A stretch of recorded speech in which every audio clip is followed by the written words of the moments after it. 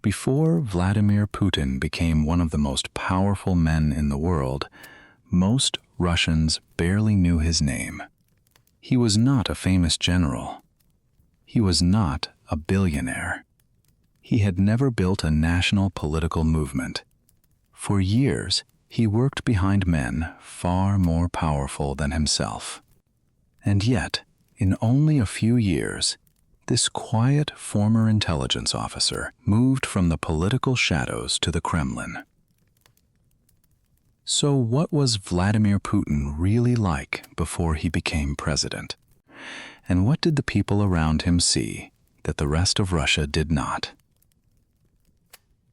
The answer may begin with a moment when Putin watched something he thought was powerful suddenly collapse.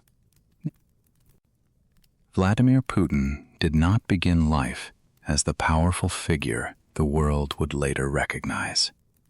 He was born in Leningrad in 1952, in a city still carrying the scars of war. His family lived in a crowded communal apartment, sharing basic spaces with other families. There was little privacy, little comfort, and not much money. As a boy, Putin was small and thin. In the rough courtyards around his home, that could make someone an easy target. So he made a choice. Instead of accepting that he was weaker than the older boys around him, he began training in Sambo and later judo. At first, it was about defending himself. But martial arts gave him something more important: discipline, patience, balance, and control. The boy who once hated looking weak was beginning to discover a different kind of strength. But fighting was not the future Putin dreamed about most. His real ambition was much quieter and far more secretive. While other boys dreamed of becoming pilots, athletes, or soldiers, Vladimir Putin became fascinated by something far less visible. He wanted to become a spy. The idea captured his imagination. One person, working quietly in the shadows, could gather secrets, influence events, and affect the fate of entire countries without becoming famous. As a teenager, Putin even walked into a local KGB office and asked what he needed to do to join. The answer was simple. They did not recruit people who simply walked in from the street. He would need an education, the right background, and eventually a recommendation. For many teenagers, that might have ended the dream. For Putin, it became a plan.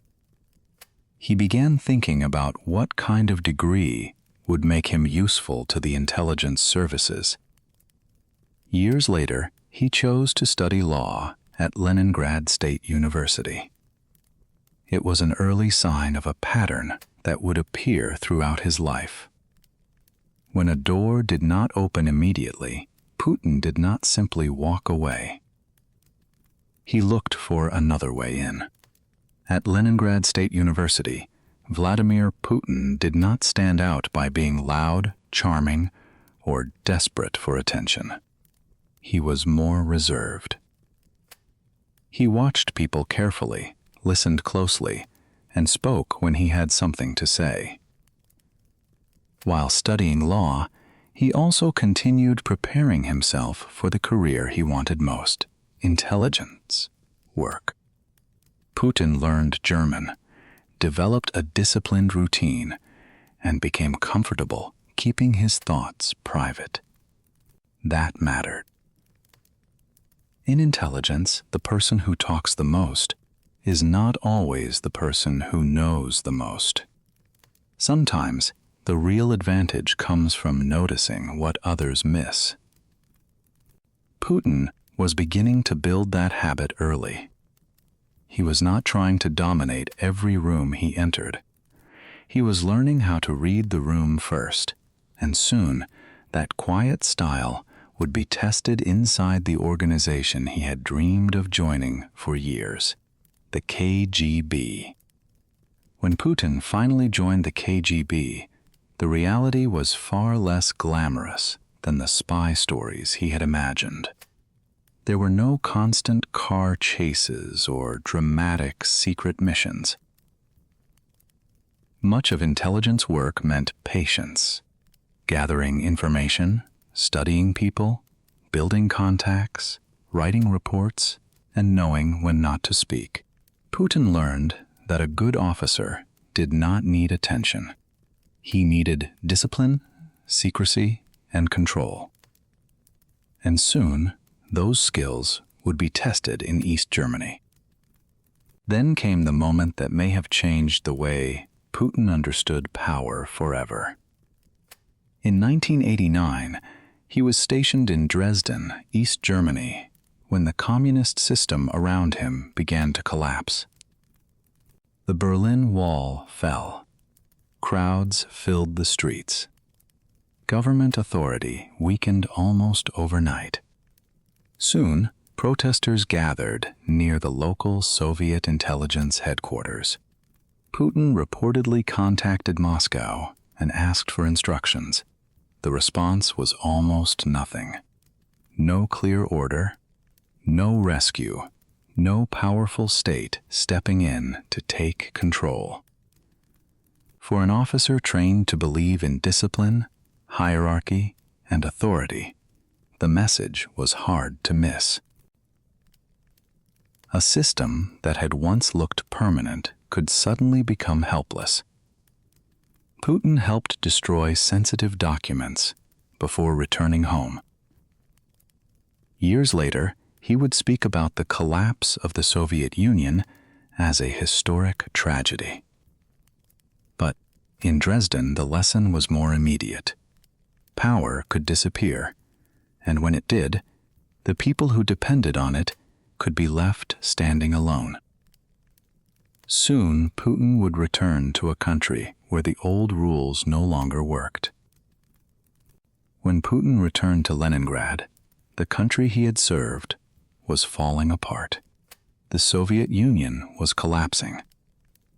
The KGB was losing its old power, the economy was in chaos, and the career Putin had prepared for since childhood no longer offered a clear future. For the first time, he seemed to have no obvious path forward. So he adapted. Putin took a low-profile job connected to Leningrad State University. It was a surprising step for a trained intelligence officer, but it kept him close to people, institutions, and new opportunities. He did not return home as a hero. He did not enter politics as a famous figure.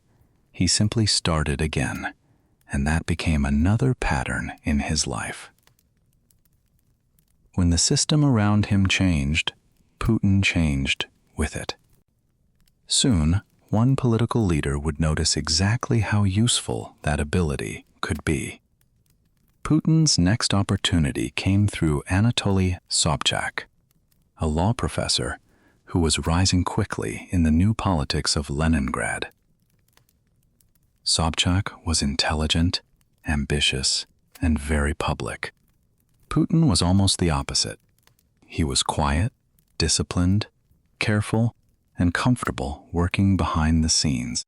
That made him useful. As Sobchak became mayor of St. Petersburg, Putin took on increasingly important responsibilities. He helped manage international contacts, business relationships, and sensitive political matters that required discretion. He was not the man giving the biggest speeches. He was the man expected to solve problems, and that may have been one of the most important stages of his early political life. Putin was learning that power did not always belong to the person standing in front of the cameras. Sometimes it belonged to the person everyone trusted when something difficult had to be handled. But working for Sobchak gave Putin something even more valuable than a position. It gave him a front-row seat to how political power really worked. He watched negotiations, political rivalries, business interests, and private loyalties collide behind closed doors. And he learned an important lesson. The person standing at the microphone was not always the person who understood the situation best. Putin rarely needed to be the center of attention. He could stay in the background, study the people around him, and make himself useful when problems appeared. In St. Petersburg, he was learning politics without yet looking like a politician. He saw how quickly allies could change, how fragile influence could be, and how important trust was inside a system built on relationships. And then, just as Putin was becoming more valuable inside the system, the man who had brought him into politics was about to lose everything. In 1996, Anatoly Sobchak lost the mayoral election in St. Petersburg. For Putin, it could have been the end of everything he had built. His political future had depended heavily on Sobchak. The man who had trusted him, promoted him, and brought him close to power was suddenly gone. Putin had no national reputation. He had never won an election. Most Russians had no idea who he was. Once again, his path seemed to disappear. But this was not the first time Putin had watched a system collapse around him. He had already survived the fall of East Germany. He had already returned home as the Soviet Union was breaking apart. So instead of holding on to what was gone, he adjusted again. Putin left St. Petersburg and moved to Moscow, where he found work inside the presidential administration. It was another quiet beginning, but this time, the climb would happen much faster. Before Putin became known for holding power, he had already learned how to survive losing it. In Moscow, something changed. Putin was no longer simply trying to survive inside the system. He was beginning to rise through it, and much faster than before. One position led to another. Each new role gave him more access, more responsibility, and more contact with powerful people. Why did officials keep trusting a man most Russians had never heard of? Part of the answer was his reputation. Putin was seen as disciplined, discreet, loyal, and comfortable handling sensitive work without demanding attention. He did not need to be famous. He needed to be reliable. And, in a political system full of rivalries, that could be extremely valuable. Within only a few years, the former St. Petersburg aide had moved deep into Russia's national leadership. Then, in 1998, he was given a position that brought him back to the world he knew best: intelligence. In 1998, Putin's rise took another dramatic step. Boris Yeltsin appointed him director of the FSB, the main domestic security service that had replaced much of the old KGB system. For Putin, it was a remarkable return. Years earlier, he had been a relatively unknown intelligence officer working in East Germany. Now, he was leading one of the most powerful security organizations in Russia. The position gave him access to sensitive information, senior officials, and the inner workings of the state at the highest level. Inside the Kremlin, however, he was becoming increasingly trusted. He had survived political collapse, changed careers, moved to Moscow, and risen through the system without building his power through public popularity. What came next would pull Putin out of the shadows completely. In August 1999, Boris Yeltsin made a decision that surprised almost everyone. He appointed Vladimir Putin Prime Minister of Russia. To most Russians, Putin was still an unfamiliar name. He had never built a national political movement, never led a major election campaign, and had only recently entered the highest levels of government. So why him? There was no single answer. Putin had developed a reputation for loyalty, discipline, discretion, and the ability to handle sensitive problems without creating unnecessary attention. For a president surrounded by political instability, those qualities mattered. At first, many people assumed Putin would be just another temporary prime minister. Few expected him to last. But within months, Russia would face a series of crises that pushed this quiet former intelligence officer directly into the national spotlight. And once the public finally saw him, everything changed. By late 1999, Vladimir Putin was no longer just a quiet official working behind closed doors. Russia was facing fear, instability, and renewed war in Chechnya. Apartment bombings had shaken the country, and many Russians felt that the government had lost control. Then Putin appeared on national television. He spoke in a direct, hard style. He promised a forceful response to terrorism and presented himself as a leader who would act instead of hesitate.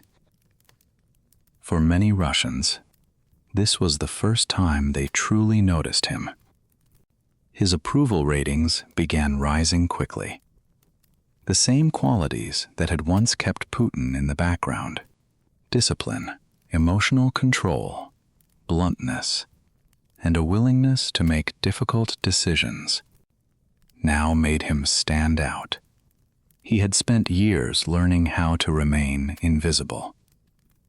Now, suddenly, the entire country was watching him. And when Boris Yeltsin resigned on December 31, 1999, the unknown former KGB officer was ready to step into the presidency. By the end of 1999, the pattern was already there. The small boy from Leningrad had learned to fight. The teenager who dreamed of the KGB had learned to work quietly. The intelligence officer had learned secrecy and patience. In Dresden, he had watched a powerful system suddenly lose control. Back in Russia, he had learned how to adapt. Besides Sobchak, he had learned how politics worked from the second row. In Moscow, he had learned how to become useful to people above him. None of these moments made Putin president by themselves, but together they created a clear pattern. He observed before acting. He revealed little. He adapted when circumstances changed. And he rarely needed attention before he had influence. Putin did not suddenly become Putin when he entered the Kremlin. Most of the habits were already there. So what was Vladimir Putin really like before he became president? He was not yet the commanding public figure the world would later recognize. He was quieter, less visible, more comfortable behind powerful people than standing in front of them. But the essential pattern was already there. He watched carefully before acting. He revealed little about himself. When circumstances changed, he adapted quickly. And instead of chasing attention, he made himself useful to the people who already had power. Perhaps the most important lesson came in Dresden. There, Putin had seen what happened when a state that looked powerful suddenly stopped responding. He saw confusion replace authority. He saw how quickly control could disappear. Years before he entered the Kremlin, Putin had already experienced weakness from the inside. And that may be the key to understanding the man he would later become. Before the presidency, before the fame, before the power, the pattern was already forming. The strangest part of Putin's rise is that he spent years close to power without looking like the man who would eventually hold it. He watched, he listened, and when opportunities came, he moved. Before he became president, Putin was not yet the strongest man in the room. He was the man watching the room. And perhaps that is exactly why so many people failed to see him coming.